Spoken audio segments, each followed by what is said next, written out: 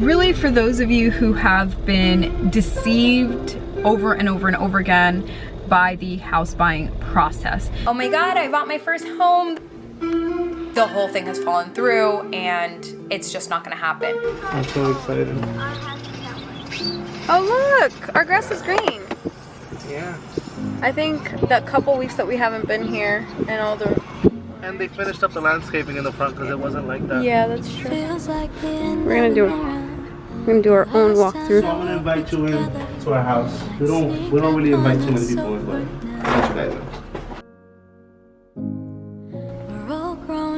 I'll let you guys in. I was just gonna say that. I'm so excited. So Edward and I are doing our own walkthrough. Today's Sunday. So easy for the boys to open. Welcome to our kitchen. So excited for this. And I hope you don't ever lose. Alright, let's go get Mika so she could see. Mika's turn to go look at the house. I am sad to see you go, but I just want you to know how much you mean to me. How much I still... They tell you never to fall in love with the first property you see. The point is to get your foot in the door, and once you've bought your first house, you can pretty much do anything you want from there. That wasn't really hard for us, as we pretty much skipped out on the whole starry-eyed house buying process. Our process was pretty gruesome. We went to see many properties, and in this particular video, in this series, I'm taking you through all of our almost properties, all of the ones that we got so close to. In fact, many of these we ended up getting all the way up to the point of closing, and sometimes week of, a day or two before, the closing would just fall through. Maybe for the RV, but there's this opening right. I want to say we saw easily 20 properties before we finally landed on one, and this particular episode 1 in this series, I really just wanted to share with you some of the ups and downs that we went through and that you may experience as well. You gotta get out, because you are not exactly behaving. Okay, so I'll let him run free. We have completed our task with this house, doing a pretty thorough inspection. Which is very different to what we initially set out for. But with the current market, buying land is so much more important to us than getting a old-fashioned, structured house.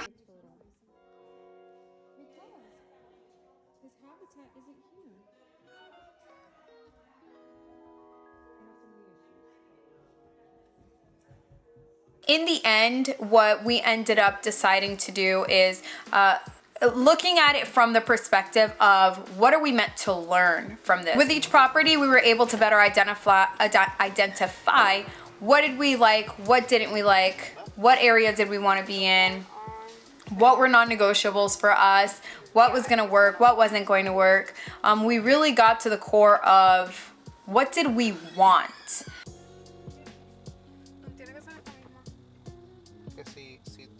3, 2, 1. Okay, here we go. Things like your gender, your ethnicity and race. Things like, did you finish college or not? What career are you in? As an entrepreneur, you're actually seen as being someone of high risk. All of those factors, of course, kind of worked really against us in this process. It is very much an emotionally taxing process. I mean, multiple times we were so close to closing on our property, and literally within days, and then we get a phone call that the whole thing has fallen through and it's just not gonna happen. And that can be really disheartening because you spend weeks and months submitting the same documents, you're being cooperative, you are not messing with your credit, you're not touching anything, you're doing everything the right way, right? And it's just not enough. At the end, it's something that you can't control. Every single time that we received that call, it was just another dent and another confirmation that maybe we're just not meant to do things the same way as everyone else. Maybe we're just not meant to, go the HOA route or go through FHA or, you know, Habitat for Humanity. These are all routes that we very much did pursue and wasted so much time on, and it just didn't work out for us. In the first clip, you saw the very first house that we were almost going to buy, and that fell through, I want to say probably less than a week from closing. We really settled for that place since they tell you, you know, just get your foot in the door. Once you have one house, it's so much easier to buy something else. This isn't your forever home. I will just include on here how we found these properties. So we work with multiple realtors over time, and that was a learning curve within itself, is just finding the right realtor for you.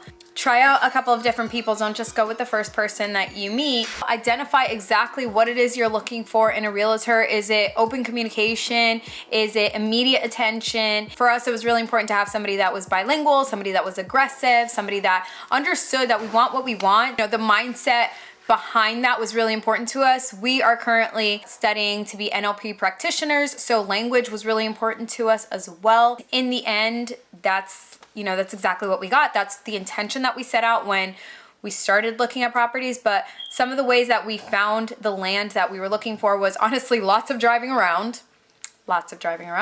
Facebook Marketplace was a huge one. Zillow, buyowner.com. Lots of online searching, but really if you're looking for land, you want to go out there. You want to drive around in the area that you'd be interested in to see, because a lot of these places are owned by, you know, older people that aren't on the internet. So if you do want to buy land, my recommendation is to drive around the locations until you find something that suits your specific needs and desires. We always have the habit of driving around at night as well. As you know, areas can look some way in the morning, and then at night they can look a little different. So you want to try and drive around in the evening to get a better feel of what is the environment really like, and then do your research. Talk to the county. There was a couple of times where we were close to submitting an offer or anything like that, and we decided to call the county and really find out, okay, wait, is this land buildable? Is it primarily wetland? We live in Florida, so wetland is a thing. Is it a flood zone? We had to really get to the core of, okay, what are the possibilities with this land before we just waste our time in submitting an offer. Definitely talk to your county, really get more information on the property and the environment, the the community that you're about to be a part of. I would even say, you know, really get down to the core of how far is your commute? Is this something that you're comfortable with? We were looking for an area where we have lived previously, so we kind of already knew what to expect. At least that's what we thought.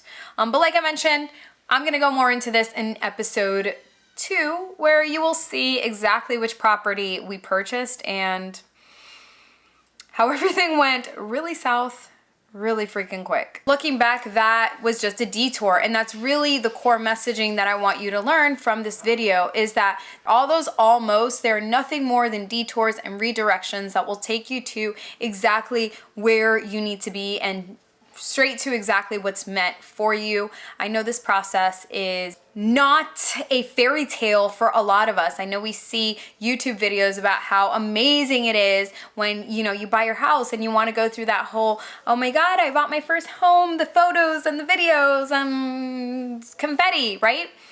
But for a lot of us, or at least in my experience, it is a gruesome process, and it is a process that I'm glad we went through it the way that we did, because we got to be in control. And in the next episode, I'll be sharing exactly which property did we end up going with and exactly how did we secure that property. And please, I would love to hear your story buying your first home. I would love to hear some tips maybe that you can share. So I will see you in the next one. Buenas noches and sweet nightmares, Peace fam.